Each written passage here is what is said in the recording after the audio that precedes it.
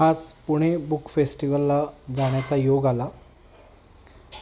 अतिशय सुंदर असं प्रदर्शन जे केवळ पुस्तकांसाठी आहे असं आज आपण इथे बघू शकतो.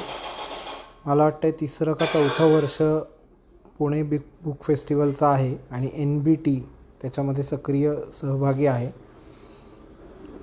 एकूण उत्साह पुणेकरांचा वाचनाबद्दलचा बघून खरंच आनंद वाटला.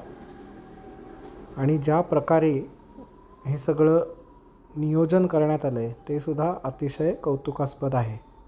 लहान मुलं, तरुण वर्ग, मोठी माणसं,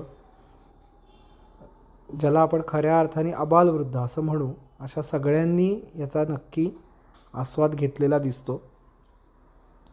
ऐतिहासिक अशा डेक्कन एज्युकेशन सोसायटीच्या फर्ग्युसन कॉलेजमध्ये हे प्रदर्शन आहे. उद्या त्याचा शेवटचा दिवस आहे.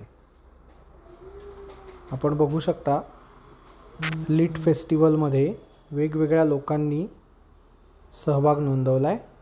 त्याचबरोबर एक छायाचित्रांचं सुद्धा सुंदर प्रदर्शन हे इथे लावलेलं आहे. पुण्यातली काही अतरंगी छायाचित्रे इथे बघायला मिळतील. जसं स्कूटी एका रिक्षामध्ये घातली आहे किंवा रिक्षाच्या टपावर वाळा लावला आहे. लहान मुलांसाठीच्या वेगळ्या वेगळ्या ॲक्टिव्हिटीसुद्धा आपण इथे बघू शकतो.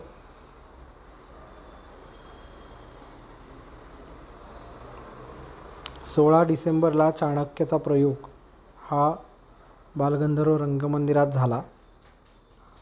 2 मोठे स्टॉल आणि त्याची प्रवेशद्वार आपल्याला आता स्टॉल नाही, 2 मोठे हॉल आणि त्याची 2 मोठी प्रवेशद्वार आपल्याला आता बघता येतील.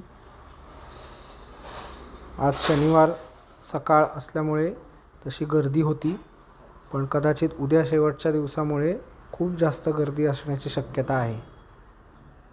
तर लवकर गेलात त्याचा नक्कीच तुम्हाला आस्वाद घेता येईल.